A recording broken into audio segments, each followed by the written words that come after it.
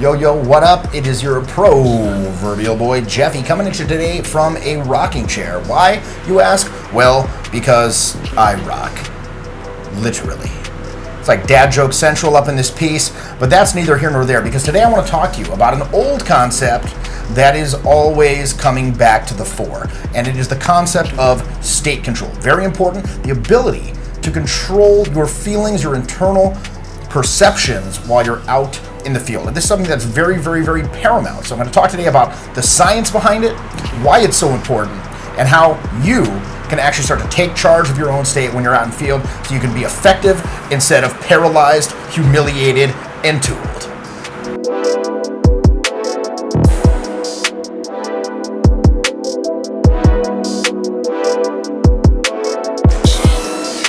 Alright, so today we are going to be diving into the vaunted, time-honored topic of state control. But before we do that, as always, I'd like to take a moment to remind you to like and subscribe so you can keep getting this real talk brought to you every week. And make no mistake, that's what we're talking about here, real talk.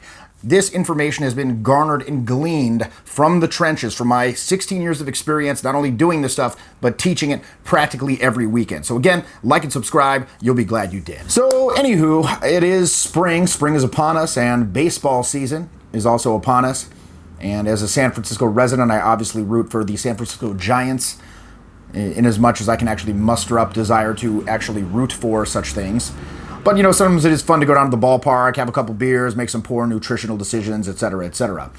But one thing I noticed about the ballpark, believe it or not, it's actually a great place to do cold approach. It's essentially, if you think about it, it's a massive nightclub that holds 40,000 people. And half the time when I go, I don't even watch the game. I just walk around and do pickup. In fact, I actually, many, many years ago, I once picked up Steve Perry's daughter there. Coincidentally, I didn't put this shirt on for this video. Steve Perry is, in fact, the lead singer of Journey. This is kind of an interesting coincidence. Kind of a funny story. I was actually there standing in line to purchase beer, and I had gone there with a much more attractive date. And as I was standing in line, I was wearing not this shirt, a similar Journey shirt, and this girl runs up to me and she says, "Oh my God, thank you for wearing that shirt. That shirt put me through college." And I look at her, I'm like, "What are you, drunk? What is this?" She's like, no, Steve Perry's my father." And she shows me her ID, and that is in fact her last name. And I know she kind of resembles Steve Perry, which isn't necessarily a great thing. But I was like a super fan, still am. And so I dismissed the more attractive woman that I was there with and actually like hung out with Steve Perry's daughter, got her phone number. However, if you're wondering, did I actually hook up with Steve Perry's daughter? Well, unfortunately, I did not, because in the subsequent phone game, text messaging back and forth, she was able to determine that I was, in fact, some sort of weird super fan and stopped returning my calls. So that was that, but true story. Anyway, I find it very amazing how these baseball players, they can consistently hit this little ball, this tiny little ball that's hurtling towards them at nearly 100 miles per hour. I find that to be a fascinating feat of human accomplishment. And the other day I was actually on the airplane and I read some article about this in one of the in-flight magazines. And they were interviewing the top hitters in baseball about what it actually takes to do this, to hit a fastball. And one recurring idea that the players talked about was this idea of seeing the ball. And what they said was that on good days, they can actually focus on the pitch and they can actually see the ball coming down the pipe as though it was slowed down, right? Their brains are just so focused and they're processing so efficiently that essentially time slows down like the Matrix, and they can see everything happening before them much more clearly. And reading this actually reminded me of what it's like when I hit state when I'm out in the field, right? When I hit that state. And you know what I'm talking about. It's like when you're out there and you have one of those nights where everything is just hitting. You're firing on all cylinders. Everything that comes out of your mouth is absolute money. Your rhythm is perfect. Your timing is perfect, right? That's state. If you had mastery of state control, if you were able to achieve that very, very consistently, well, you know, to bring the analogy home, you would actually be hitting more home runs than Barry Bonds. I know he has an asterisk next to his name, but for ingesting Mexican fish oil or whatever they called it back in the day.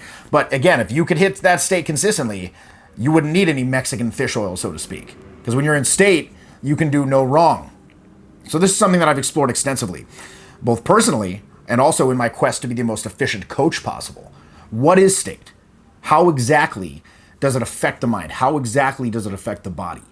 And more importantly, how does it affect your game? Sometimes you just aren't feeling it. You're out, you're just not feeling it. You can't be in perfect state all the time. Or can you? Right?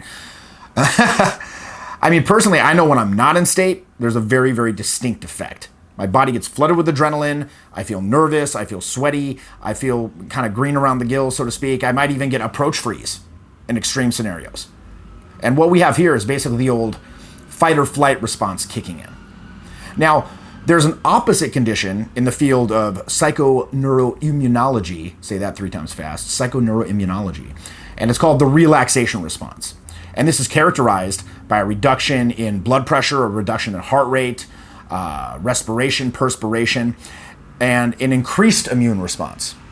In other words, a good attitude, a good state can actually heal serious ailments. And there have been numerous cases, and obviously these are anecdotal, where there have been patients that actually recovered from cancer. And they were provided with nothing but placebos. They expected to get better, and as a result, they did. Now, again, obviously those are anecdotal, but there are cases of that. So state control is the variable which, more than anything else, determines the quality of your game, particularly in the face of overwhelming social pressure. And when I use the term state here, I'm basically referring to the way you feel, both physically and mentally, when you are presented with a challenge.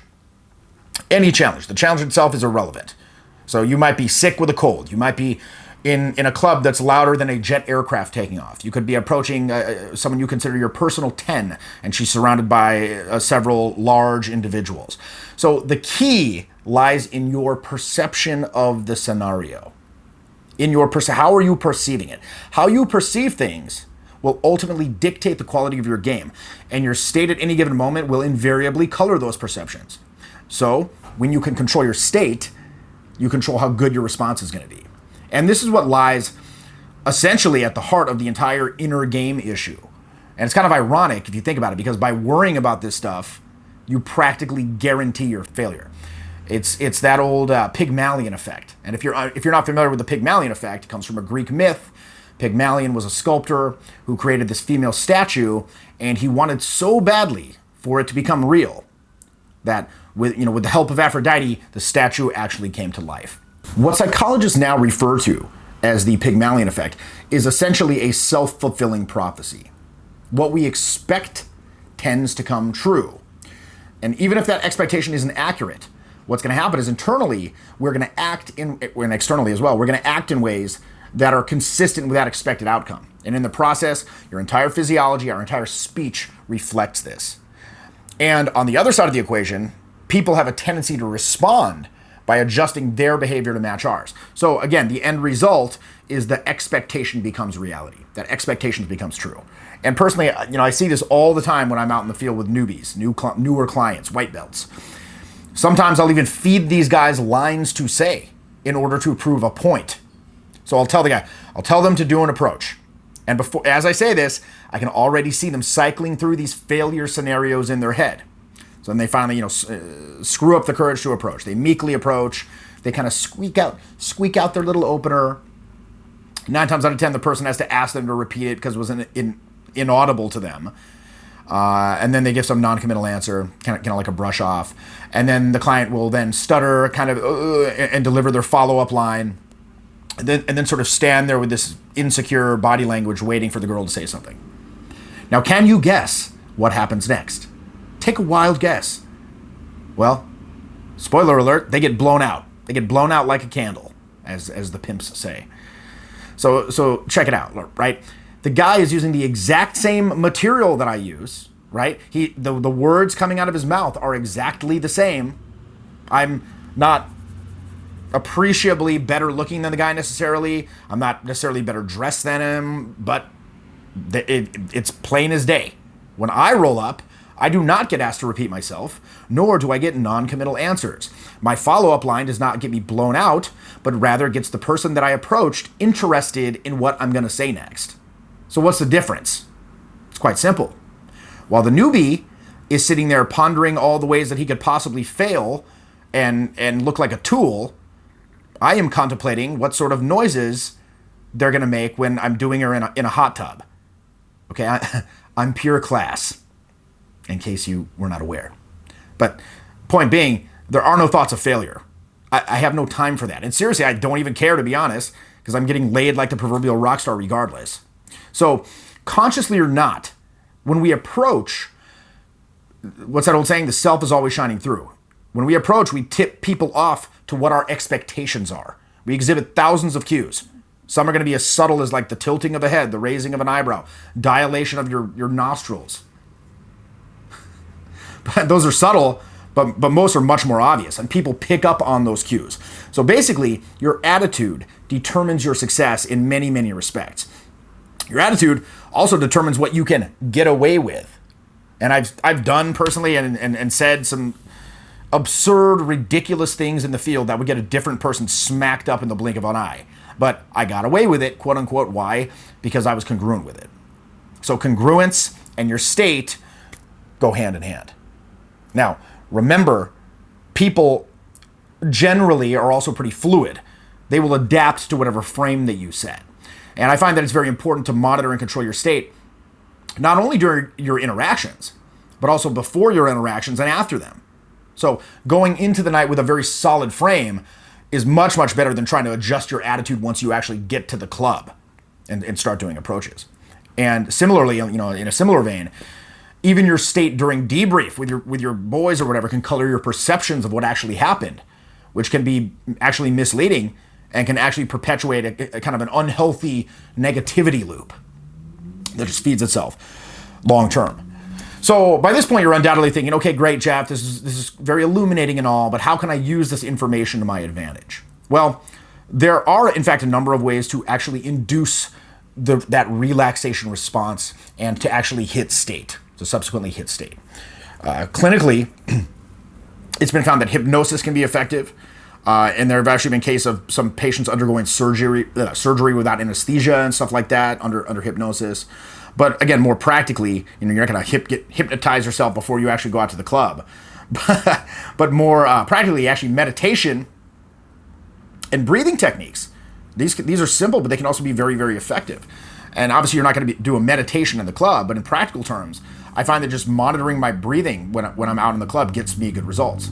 Like sometimes I'll catch myself kind of breathing wrong, or I'll hit like a bump in the road, like someone tools me out, or I get a drink spilled on me, or I see my ex-girlfriend. Any number of things could happen that can kind of throw you off state, just a bad blowout for that matter.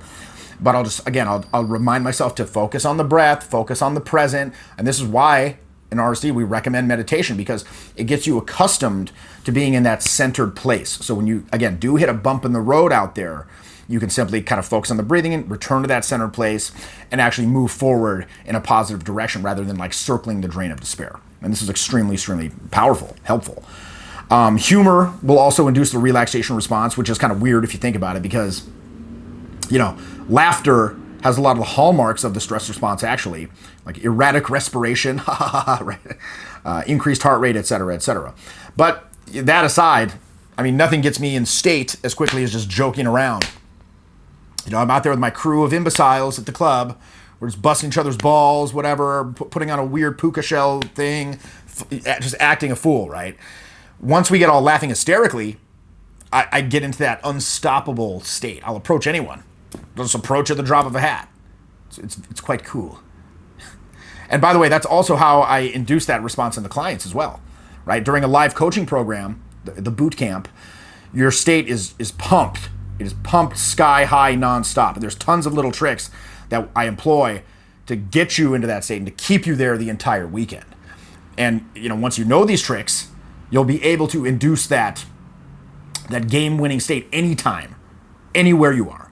And the best part is that's actually only the beginning. Like on a boot camp, over the course of that entire program, you are going to be bombarded. You're going to be downloaded, like in the Matrix, mountains of cutting-edge information that is designed to just rocket your game to the next level. You will leave with a very clear understanding of exactly how a pickup goes down and a very, very clear understanding of the exact steps that you need to take to move things along.